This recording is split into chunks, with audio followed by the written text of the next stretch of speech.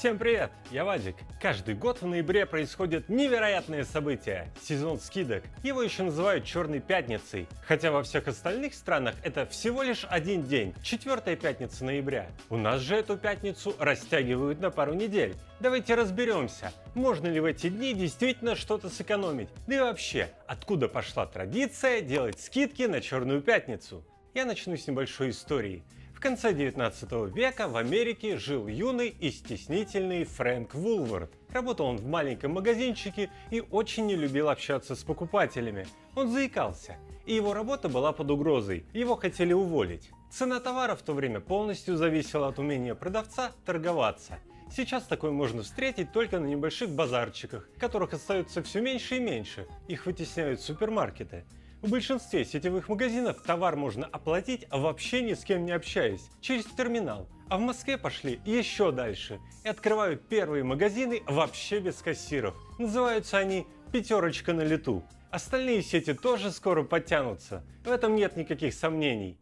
Так вот, в конце 19 века продавцы торговались. Они оценивали, во что одет покупатель, его манеры, дорогие аксессуары и так далее. На основе этого они называли цену товара и выжимали максимальную прибыль. А еще шли на разные хитрости. Например, в Нью-Йорке был популярен следующий развод. В магазине с костюмами покупателя встречал глуховатый продавец, который просил говорить погромче и постоянно переспрашивал. В момент, когда покупатель хотел узнать цену, продавец кричал в подсобку своему сообщнику: «Сколько стоит этот костюм?». Ему отвечали, и он передавал цену покупателю, но гораздо меньше, чем ему сообщил коллега. Покупателю казалось, что он может купить этот костюм гораздо дешевле реальной стоимости, воспользовавшись ошибкой продавца. Но это была ловушка. Даже эта якобы ошибочная цена была в разы выше, чем в соседних магазинах. Сейчас этот прием тоже в ходу, но проворачивает его значительно более элегантно. Старую цену зачеркивают и показывают новую, которая все равно выше цен этого магазина в обычное время. Но что же делать юному провинциальному Фрэнку, который не умел вежливо общаться с покупателями и торговаться? От безработицы его могло спасти только чудо. Хозяин обещал его оставить, если за одну смену горе-продавец сможет наторговать на всю дневную выручку магазина.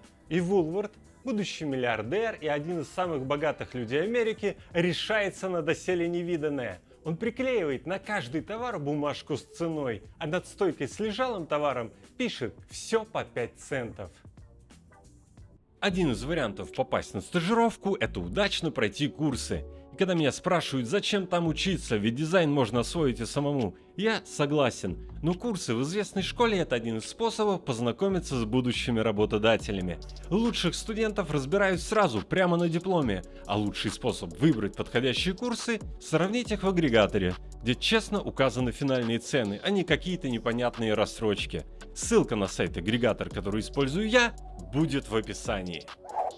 А через 100 лет в России откроется более 4000 магазинов Fix Price, которые работают по тому же принципу – дешевый товар по фиксированной цене. В прошлом году их оборот составил более 190 миллиардов рублей. Теперь вы знаете, откуда пошла их идея – фиксированные цены. Но Фрэнк Вулвард наторговал на 6 дневных выручек. И не будь дурак, уволился сам и открыл свой бизнес.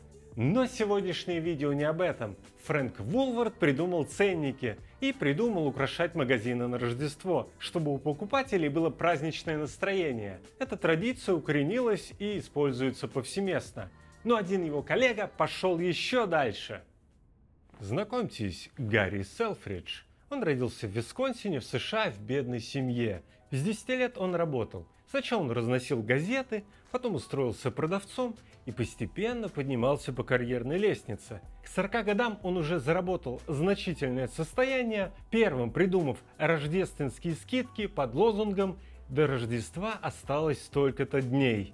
Но это было только начало. В 1906 году Селфридж отправляется на каникулы в Англию и, оставшись недовольным британской розничной торговлей, открывает первый торговый центр Старого Света в Лондоне. Он подходит к этому очень хитро, продумывая все детали. Во-первых, торговый центр должен быть многофункциональным. Кроме магазинов, здесь будут парикмахерские и даже медкабинет. В торговом центре должно приятно пахнуть, ведь запах навоза с улицы отвратителен, а соответственно при входе покупателей встречают прилавки с духами. Selfridge переносит популярные дорогие товары поближе ко входу, а товары первой необходимости подальше, чтобы покупатель прошел за ними через весь торговый центр. Ну и самое главное, он придумывает распродажи, такими, какими мы их знаем. Он ставит своим подчиненным задачу придумать товары, которые можно купить за 3 пенса. Для сравнения, носовой платок стоил 6 пенсов. А на некоторые товары он радикально снижает цены. Например, предлагает продавать зонтики во время дождя на 50% дешевле. Это немыслимо. В каждом отделе даже самые экономные покупатели находят чем себя побаловать. И в первый день распродаж он увеличивает прибыль магазина вдвое. Конечно, основная прибыль получилась за счет увеличения объема продаж, но есть еще кое-что. Потребитель, совершив первую недорогую покупку, хочет покупать все больше и больше, буквально сметая все с полок.